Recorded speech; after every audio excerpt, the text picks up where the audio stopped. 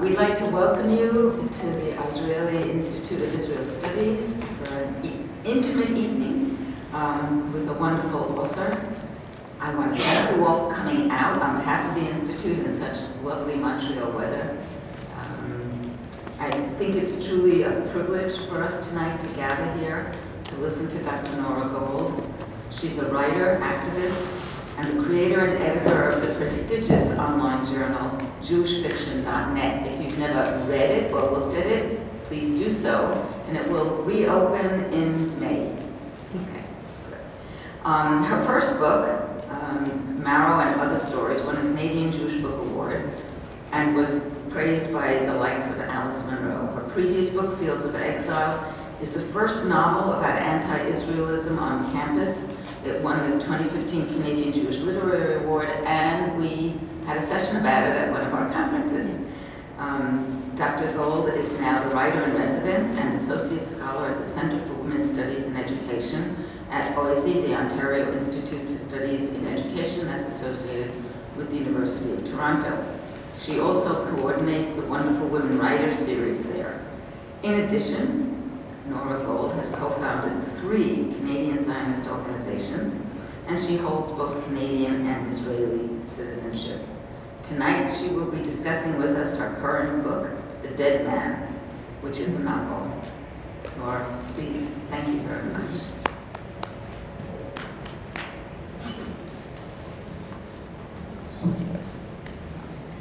Thank you, Norma, for this lovely introduction. Thank you to Shava Nikoleni and Absentia for inviting me to be here tonight. Thank you, Jennifer, for your assistance organizationally. It's a real pleasure to be back in my hometown tonight and at the wonderful Israeli Institute of Israel Studies. And thank you all for coming in this weather. It's quite a night. My new novel, The Dead Man, is set in Israel, and in many ways it's a novel about Israel. The protagonist, Eve, is obsessed with a man named Jake. And Jake is a man, but he's also something of a symbol for Eve, because he lives in Israel and she lives in Canada, in Galut, as she thinks of it, in exile. So Jake, in a way, embodies and represents Israel for Eve. Eve is a composer of Jewish sacred music. She's a feminist, a middle-aged widow, and a mother to 2 teenage sons. She's a very sensible and intelligent woman. And 5 years ago, she had a brief relationship with Jake, a world-famous music critic and head of the Jewish Institute for Sacred Music. And he ended the relationship after a few months. Yet 5.5 years later, when you meet Eve at the beginning of this novel, she's still not over him. She thinks about him almost all the time, and she's quite obsessed with him. In addition to being a composer, Eve is a music therapist, and that's how she supports herself and her 2 sons. So she's well aware of the saying, physician, heal thyself. And she does try, but she cannot recover from this relationship. Now, there are many books, films, plays, operas, and more on the theme of women or men who can't get over a relationship. In popular culture, when the focus is on a woman who can't get over a man, for example, in a Harlequin romance or something like that, there's often a tacit assumption that there's something almost natural about this. The thinking goes that a woman requires a man to be an acceptable and valid human being. So of course, a woman would make desperate efforts to gain or regain a man.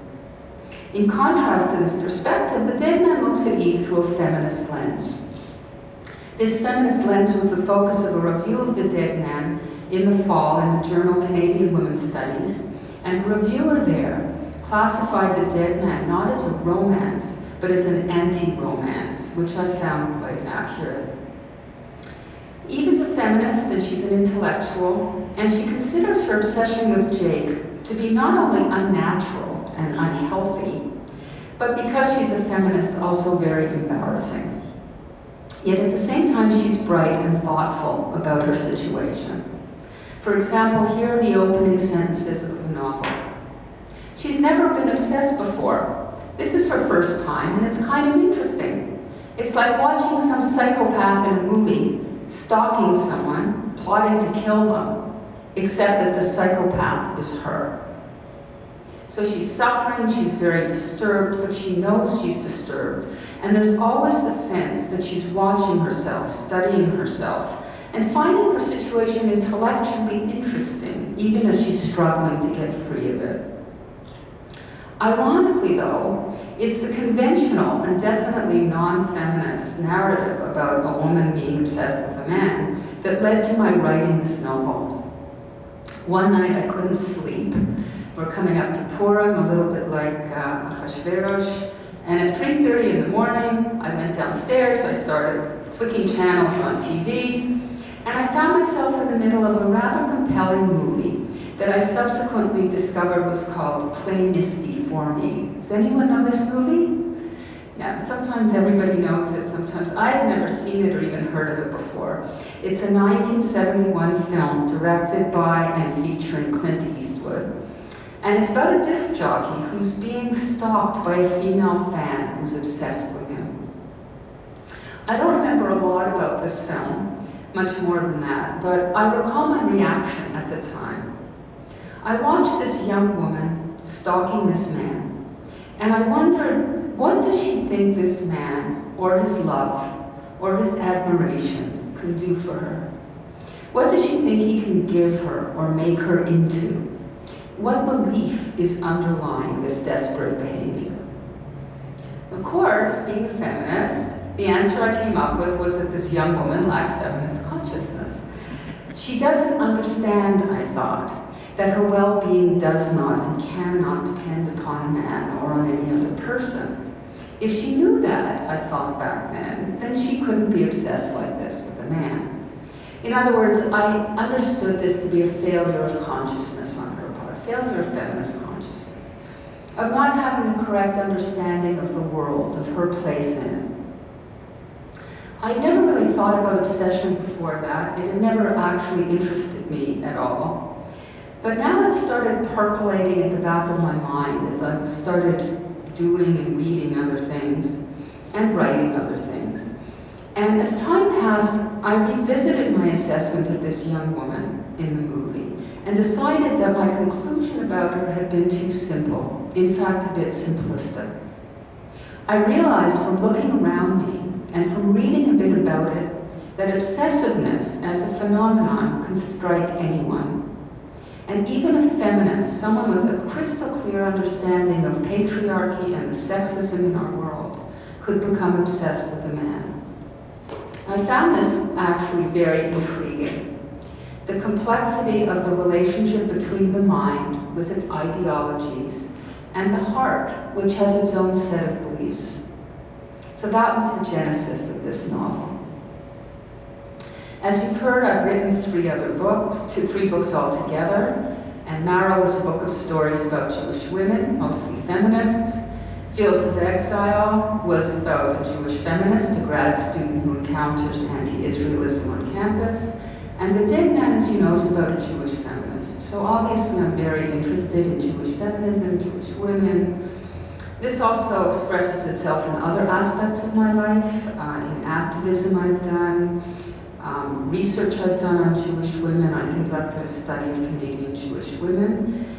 And in terms of my literary life, for example, in jewishfiction.net, I've made sure that half of every issue of our 18 issues has been women, which wouldn't have happened naturally.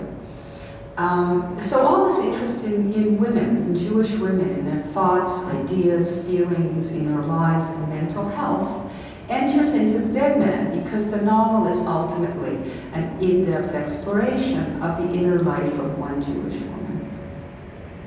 I'm going to be very careful as we discuss The Dead Man not to reveal any spoilers, including the ending of this novel, because there are secrets in this novel, and there's a mystery at the heart of the book. The central mystery in The Dead Man is, of course, Eve's obsession with Jake. What is it really about, and what is at the root of it? Eve not only can't get on top of this obsession, she can't even understand it. And the feminist in her is absolutely astonished by the whole thing. So in an attempt to solve the mystery, Eve returns to the scene of the crime, so to speak, Israel, where she and Jake first fell in love and where Jake still lives. To keep her accreditation as a music therapist in Canada, she has to do a 5-day music therapy seminar once a year. So this year she decides she's going to do it in Israel, at the Israeli Institute of Music Therapy in Jerusalem. And she hopes that something about being in Israel, which for her is a magical place, will help her put this relationship to rest. Tonight I'm going to read you 4 short excerpts from The Dead Man to give you a taste of the emotional and psychological journey that Eve travels in the course of this novel. And some of these excerpts I've abridged in the interest of time. The first excerpt comes from the very end of chapter 1. Eve is sitting on a plane that has just started its descent into Israel.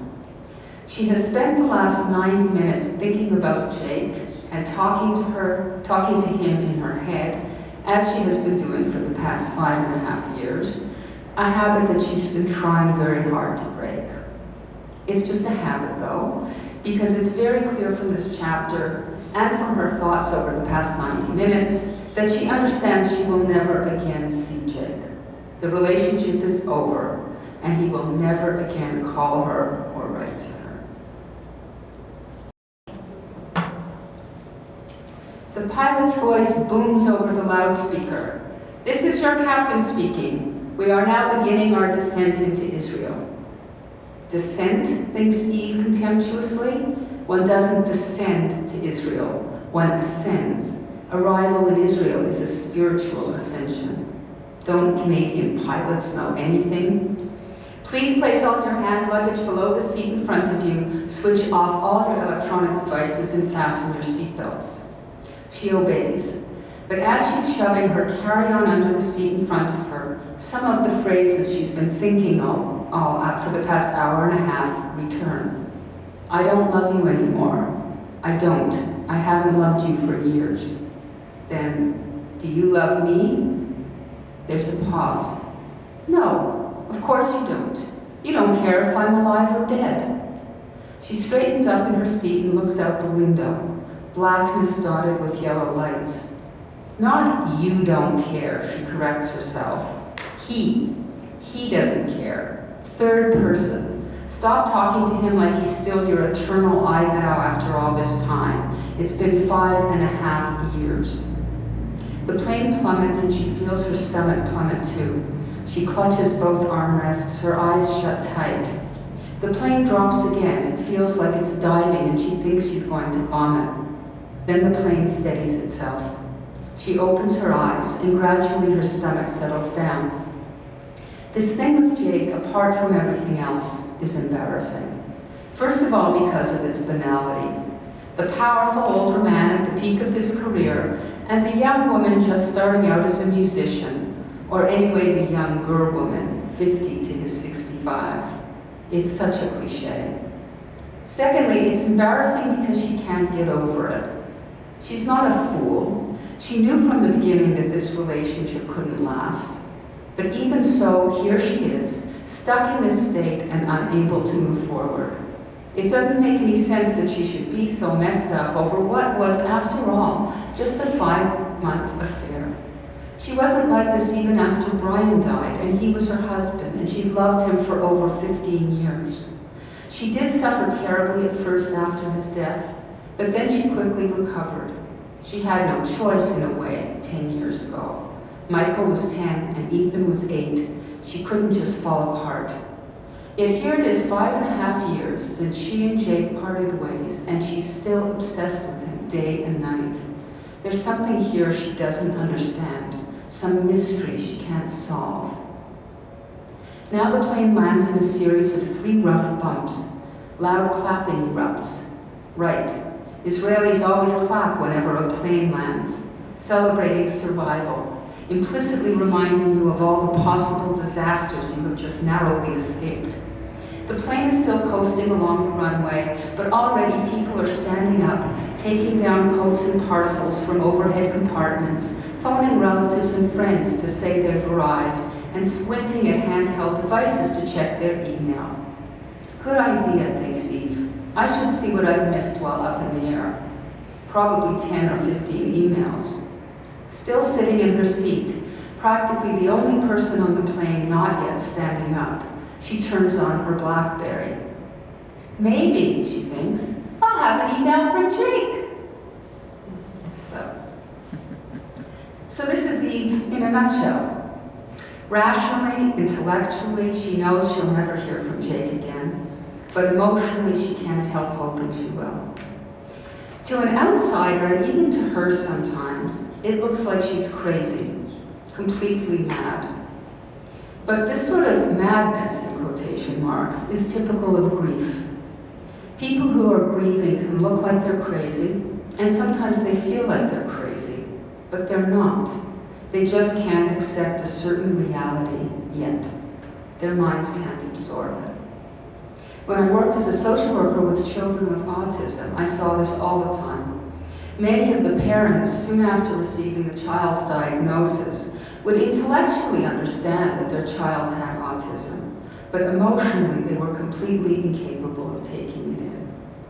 And similarly with the ultimate kind of loss, death. Sometimes at a shiva you'll see a widow or a widower who seems actually very cheerful, and they're not necessarily putting anything on, they're just in denial. And that's normal and necessary in that situation. So Eve's reaction to the loss of Jake is of the same ilk. What's unusual though, of course, is that it's taking her 5.5 years since she lost Jake. It's taking her an unusually long time to move on. Anyway, this is the beginning of The Dead Man. It begins with love and loss. In the second excerpt, Eve is already in Jerusalem. She's been doing her music therapy seminar every day till 3 o'clock. And coincidentally, during this week, there's also a conference in Jerusalem on Jewish sacred music, which is what she composes. So sometimes she's been attending that from 3 o'clock until 9 at night. Today, after the seminar ends, Eve goes for a long walk. She started in the neighborhood of Talbia, for those of you who know Jerusalem. That's where her Music Therapy Institute is located. Aptly, it's on Chopin Street. And from there, she continued on to King David Street. So now she has stopped walking. She's taking a rest. She's sitting on a bench across the street from the King David Hotel. And as she looks at this hotel, she remembers when she and Jake shared a room there for several nights. And she remembers one particular afternoon.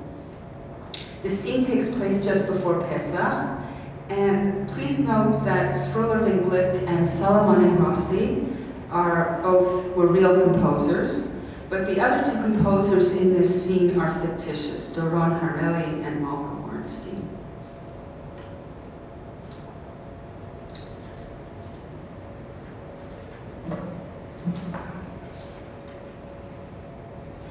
They listened to music that day, some of which was Pesach music, since Pesach was around the corner. They both loved Struller Van Glick's music for Passover and agreed that this album and his Triumph of the Spirit were in a class of their own. But it turned out that they had also both been listening to other works that the other didn't know anything about. Jake told her about the latest hot composer in Israel then, a 30-something bad boy from Haifa, Doron Hareli, who described his new politically charged version of Dayenu as a pro-peace, anti-war anthem. Hareli, who described his new politically charged version of Dayenu as a pro-peace, anti-war anthem. Hareli had made a few minor changes to the words of the traditional song so that his Dayenu no longer meant what we have is enough, but rather we have had enough. Jake recommended that she listen to it. He thought she would find it interesting musically, quote, despite its political naivete. She registered these last 4 words. She knew there were significant political differences between the two of them. Jake was right-wing and was seen as anti-feminist by many women composers, musicians, and music students. With feminism in mind, she told him now about Malcolm Ornstein's latest composition, a splendid, light-hearted romp of Echad Mimadaat, who knows one. To her amazement, she discovered that he'd never even heard of Malcolm Ornstein. Ornstein, the Australian Jewish feminist composer. In fact, it turned out he was ignorant about Jewish women composers in general.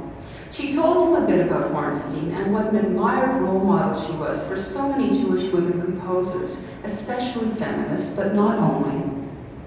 "Let me ask you something," he said, "since you keep using the term feminist. How do you define that? I've never understood it exactly." She had been asked this many times before, and she had answers prepared at various levels. She wasn't sure, though, how deeply into this Jake wanted to go. Tentatively, she asked, "You mean generally, or in relation to music?" "Both." She began hesitantly, but then seeing that he was listening attentively, she gave him a serious answer. Soon she was in high gear, speaking passionately and eloquently about sexism in the music world, gender bias in music education and performance, and the importance of finding strategies to empower more teenage girls and young women to pursue careers as conductors and composers. As she expounded on all this, she was half-consciously operating on the benevolent, generous assumption that, like many males of his generation, Jake's sexism wasn't due to any evil intent on his part. His sexism was just blindness, the way that people sitting on the powerful side of the desk are often blind about the impact of this on those sitting on the other side. "Now, about the F word," she said, and he gave a little laugh. "First of all," she continued, "what feminism isn't, it isn't anti-men." "Oh, come on." "No, really, that's just a stereotype. Feminists don't hate men. We just see women as men's full equals. Therefore, we believe that women deserve full equality, economically, legally, in every way." "Well," he said, "that seems reasonable, but surely this isn't all there is to feminism." "Yeah, pretty much," she shrugged, "if you want it standing on one foot." "Well, give it to me on two." She was about to start elaborating when Jake burst out with vehemence. "What you're saying is all well and good, but it's those bra-burning types I can't stand. There's something else entirely. Those women's livers want to destroy the family." Women's livers? She had never heard anyone use this term aloud except her father. It had been out of usage for decades. This made her feel alienated from Jake, like he was from not just another generation, but another world. But then, precisely because of how out of it he was, she felt a rush of protective affection for him, like she sometimes felt towards her father. It's generational, she thought. It's not his fault what year he was born. So she said to him evenly, "Those two are both just myths.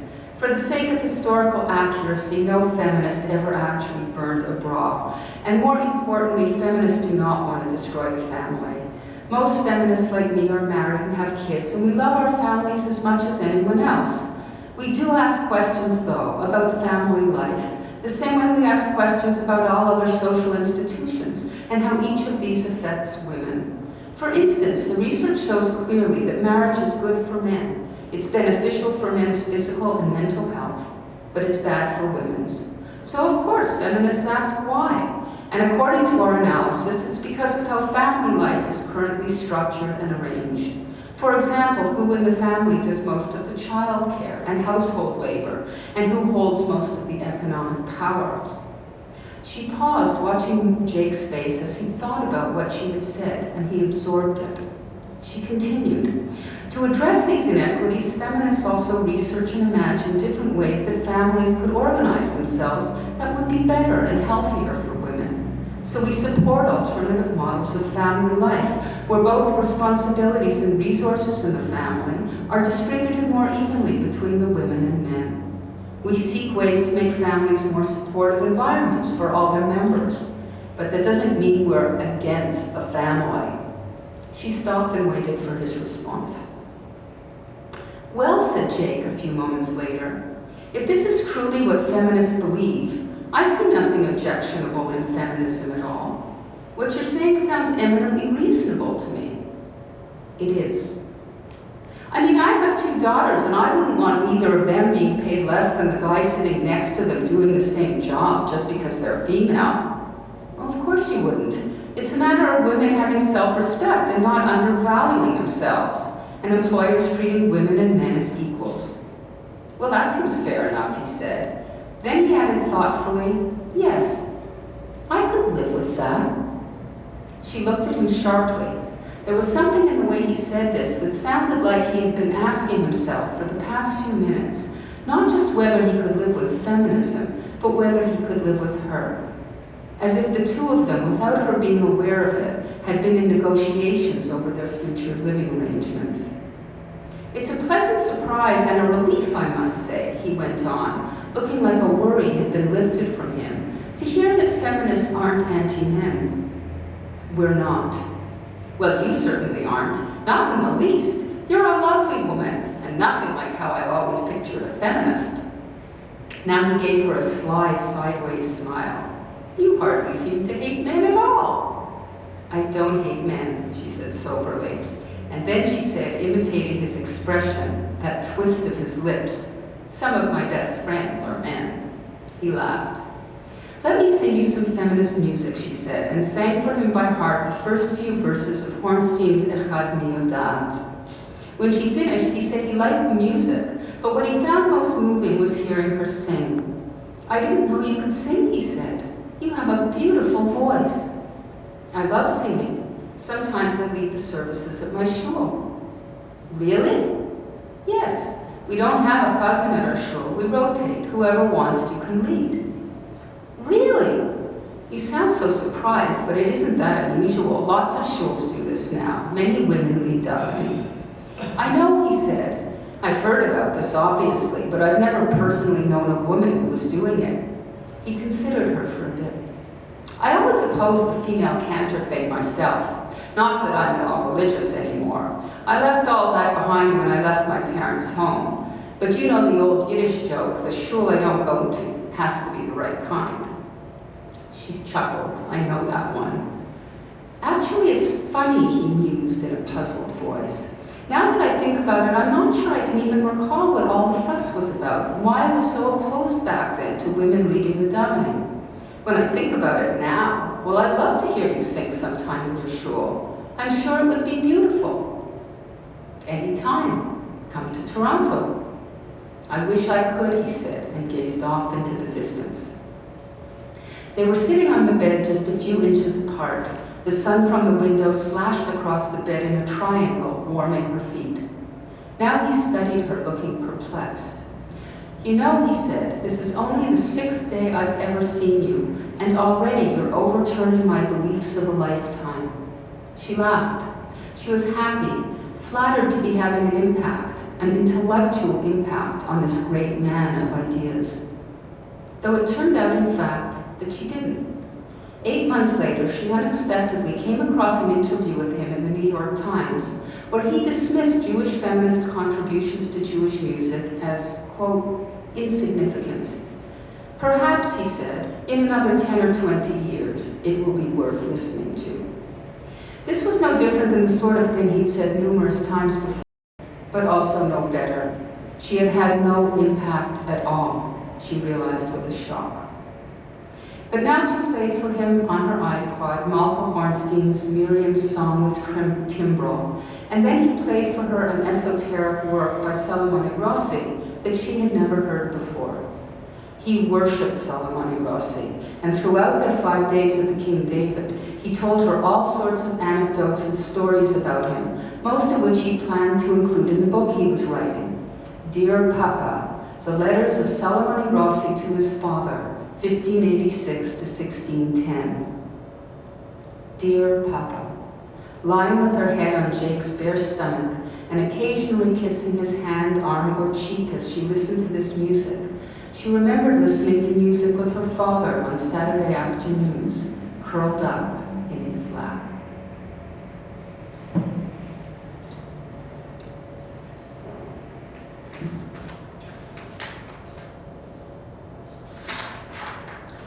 In this scene, Eve's flashback to 5 years earlier, you can see how back then she did recognize and actually take on Jake's sexism.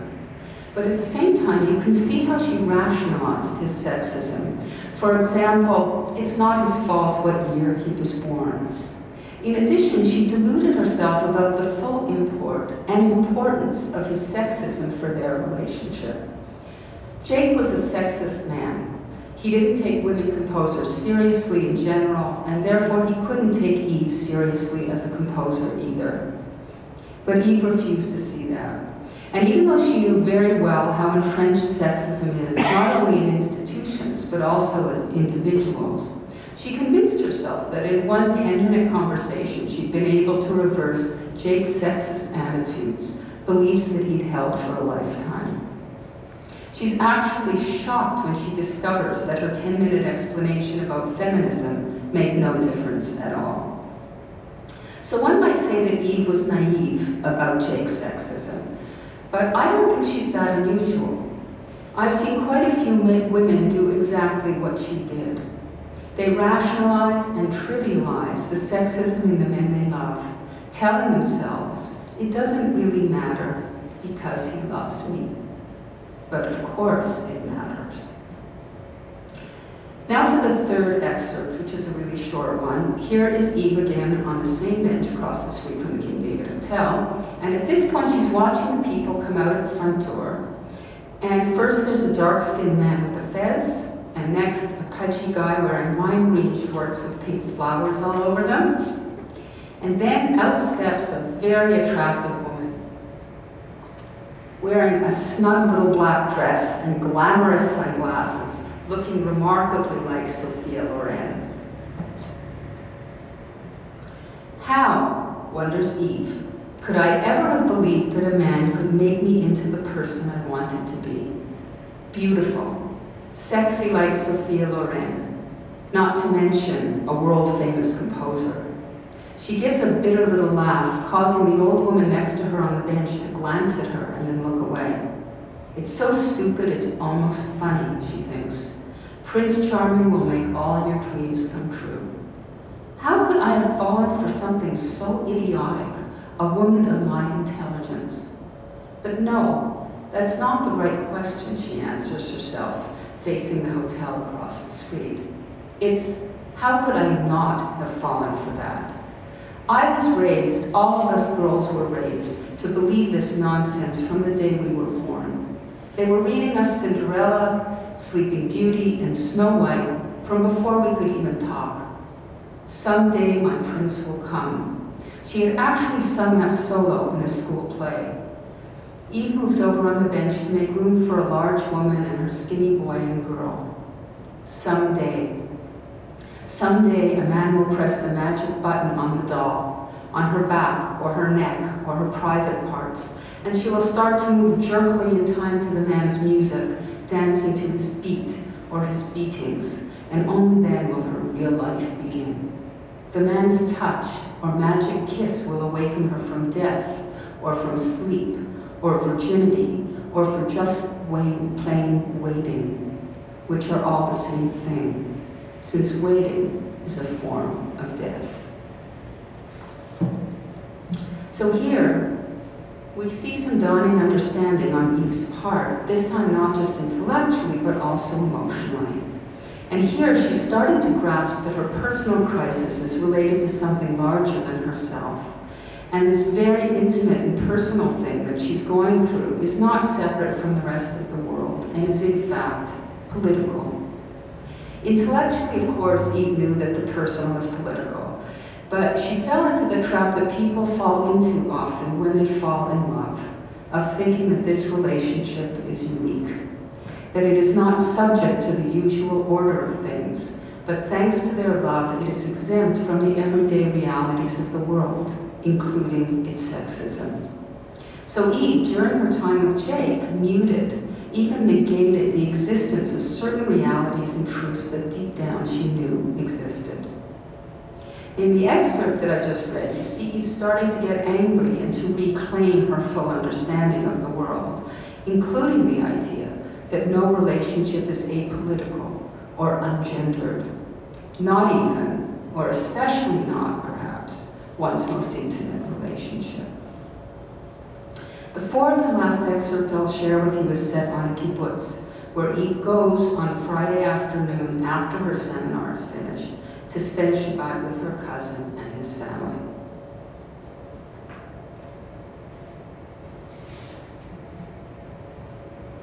At 3 o'clock, she reaches her cousin's kibbutz. The kibbutz is glorious this time of year. It's the rainy season and everything is green, moist, fragrant, and swelling with life.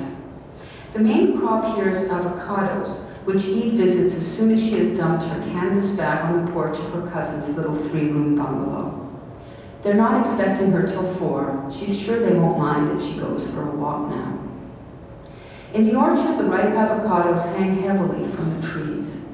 They're a deep, dark green. Their leaves, the same color, are shiny and dripping wet from the recent rain, and the orchard smells like life itself. Recalling the story about the 4 rabbis who entered an orchard and had a mystical experience there, Eve, wearing her cousin's rubber boots borrowed from his front porch, sloshes along the muddy paths, feeling happy and alive. For the next half hour, there are no thoughts in her head as she tramps her way through the avocado grove. She is all avocado fruit and rustling leaves, and strong, rough tree trunks, and the smell of the wet earth, and the fresh, damp air, and the forest's deep, magical silence. Coexisting with this silence, not disturbing it at all, there's the boom, boom of her footsteps, and the snapping of branches, and the scurrying of small animals in the underbrush, and the chirping of birds high up in the trees, while along the forest floor the late afternoon sun has silk-screened a dappled pattern onto the shadows. In the midst of all this, she feels such joy, such ecstasy, that at one point, noticing it, she feels embarrassed. I'm like a foolish child, she thinks, happy for no reason. Wipe that foolish smile off your face, her stepmother Julia used to say, before I wipe it off for you.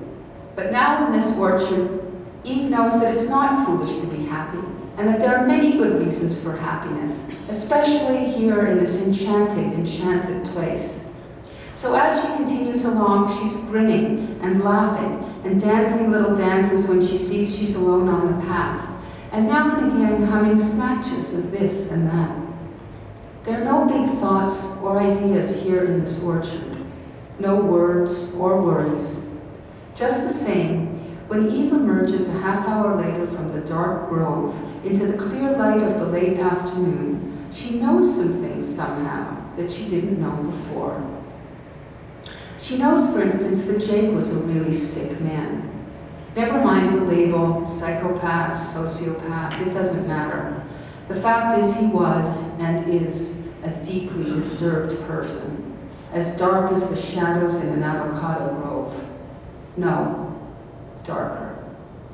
The other thing she now knows is how sick she herself has been for the past 5.5 years. I've had post-traumatic stress disorder, she thinks with surprise. The reason that she hasn't been able to get over what happened with Jake isn't, as she has supposed all these years, because what they had together was so good. On the contrary, it was because it was so bad, so degrading, maybe even abusive in the last 7 weeks of the relationship. From that point on, he made Eve feel hated, disgusting, contemptible. Post-traumatic stress disorder? She grimaces as she crosses a field lit up by the thin rays of late afternoon sun. Her version of PTSD is milder, obviously, than that of people who have been kidnapped or psychologically abused over a long time. But she has been experiencing, for these past 5 years, all the same symptoms, including one of the hallmarks of PTSD, flashbacks. Like that time her son Michael was helping her in the kitchen after supper one evening. She was hand-washing delicate items that couldn't go into the dishwasher, and he was drying them. And he asked her, "Mom, what's wrong?" She was standing at the sink, frozen in mid-motion, holding a plate a few inches above the dishwater, with suds all over her hands. She had just remembered reading for the first time the email from Jake, where he broke it off, and how she screamed and screamed and screamed. And now with Michael next to her, she stood transfixed at her kitchen sink, lost in the past. Back then, memories like this attacked her often. almost constantly at first, over 1,000 times each month for the first year or two, because at that stage everything, all roads led to Jake. Everything she thought, everything she felt, the way streams and rivers automatically flow to the sea. Repeatedly, all day long, she was interrupted by memories of incidents that had happened with Jake, some positive, some negative. Gradually, these memory attacks became less frequent, though it still happens once in a while. Like the little electric shocks or mini lightning bolts. On that particular evening with Michael, it took some time till she realized he was speaking to her. When she finally became aware of him, she saw that he looked frightened, and she heard him asking her, "Mom, what is it?" "Nothing, honey," she answered after a few moments, touching him reassuringly on the arm. "I just remembered something." But those weren't just memories she recognizes now, even though that's how she's always thought of them. They were flashbacks, just like the flashbacks experienced by some of the clients in her music therapy practice. She has had clients over the years who, either in Canada or in the countries they came from, survived various traumas, fires, physical or sexual abuse, earthquakes, terrorist attacks, torture in dungeons. What they endured is obviously on a completely different scale from what she went through with Jake. Yet undeniably, she has many of the same symptoms. Why, she asks herself urgently, what is it about what happened with Jake that was so profoundly traumatic? She doesn't want to see herself as a traumatized person or as a survivor, especially not survivor, which to her is just another word, the currently fashionable word for victim. Yet in spite of this, as she trudges through the field outside the orchard, she can recognize, even if reluctantly, that something happened to her with Jake that was genuinely traumatizing. So here's one little clue to the big mystery, she thinks, the mystery of why I lost more than 5 years of my life over what was, on the face of it, a simple affair. It was not a simple affair. This is what Eve learned from the avocados. From the birds on the kibbutz, she learned something else. Walking back toward her cousin's house, she crosses a long meadow covered in yellow flowers and hears a bird song that she's never heard before. ABC, it sings, ABC. ABC, she thinks. The bird sings an alphabet song. ABC. A couple of minutes later, strolling along on her right, she hears G G G G hi dee, G G G G hi dee. And in a tree off to the left, another bird replies, D C sharp, D C sharp, G G G G hi dee, G G G G hi dee, D C sharp, D C sharp, G G G G hi dee, G G G G hi dee. Silence. Then loudly, sharply, urgently, as if it's crying out, where are you? G G G G hi dee, G G G G hi dee. There's a pause, then a faint, far-off answer. D C sharp, D C sharp. Silence, and then more softly now, more warbly. G G G G hi dee, G G G G hi dee. An answering call comes to it from much further away. And as she's standing there listening to this, a cheerful-looking red and yellow bird swoops down from somewhere and flies all around her vigorously, loudly flapping its wings. Then it hovers for a while, still flapping above her head. She hopes it doesn't drop anything on her. And from all this bird music and from the proximity of this friendly, humorous visiting bird, she realizes that her bird song, the piece she started composing 2 days ago, is completely lacking in joy. It's not an entirely worthless piece, but it's plodding and dull and in some places dead, and she doesn't feel dull or dead anymore. So she grabs a pen and notebook from her back pocket and starts jotting things down. A minute later, scribbling furiously, she sinks down cross-legged onto the squishy, marshy grasses and flowers, and writes happiness and joy into her music.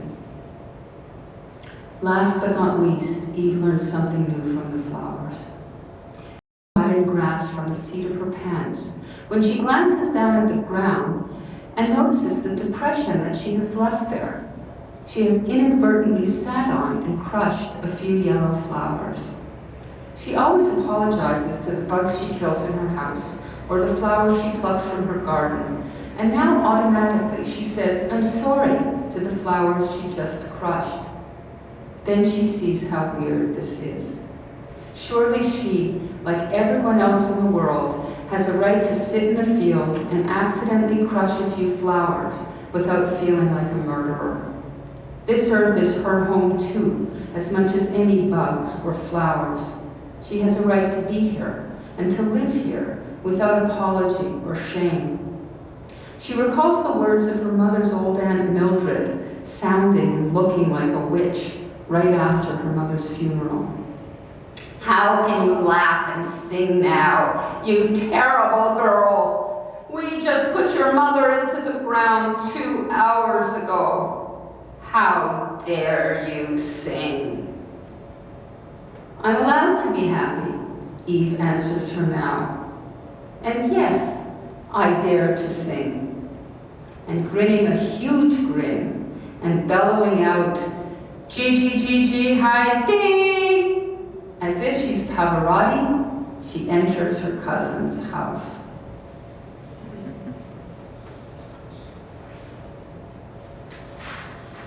In this segment, something important shifts in Eve, and that's why I love reading this section. One of the things that enables this shift to take place is nature. The avocado orchard, the flowers, the birds. The orchard grove that she walks in is a non-verbal place. Quote, "There are no big thoughts or ideas in this orchard." There's something crucial about the non-verbalness of this place that is related to Eve's healing process and also to her creativity. There are many different kinds of knowledge and knowing. There was a book called Women's Ways of Knowing a number of years ago, very important book by Balenki and other writers. So Eve finds a very special and specific kind of knowledge inside this orchard.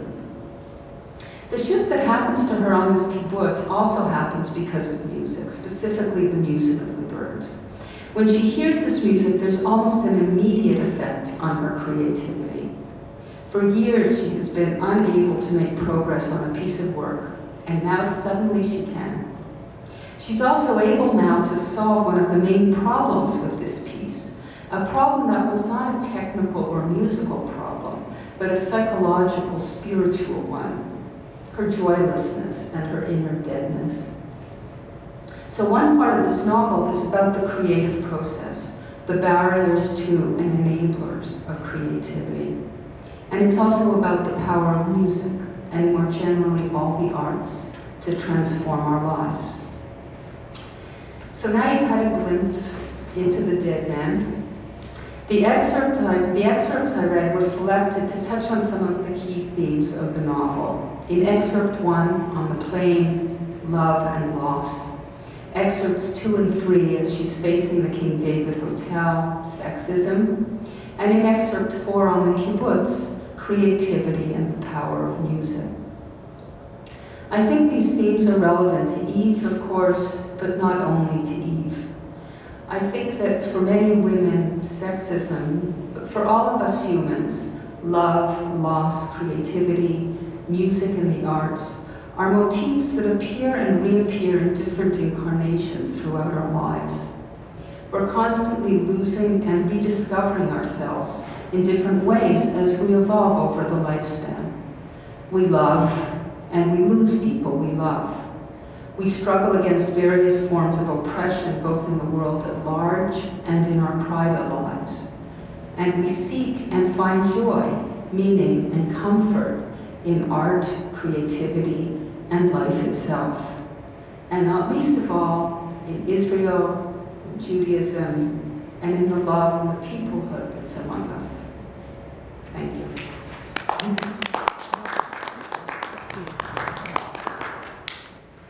If there are any questions. Do you want to take questions? If people have any comments. questions or anything? Feel free to say anything you wish. Just stunned. If not, that's fine.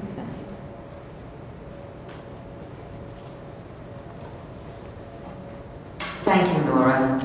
This evening, in a small, intimate setting, Nora Gold opened a world for us, lifted a curtain so we could look at not just the life of Eve, and not just the experiences of a Jewish woman in a sexist world, but more interestingly, perhaps tonight, just for those of you who are here, she opened a world into the world of creativity, and perhaps that's the real mystery of the book. How does a woman, accomplished activist, become a creator, sit down and write fiction, and pour into that book all sorts of ideas, feelings, emotions, notions, continue to educate while excite and entertain and illuminate. For all of that, for the book, and for tonight, we thank you. Thank you.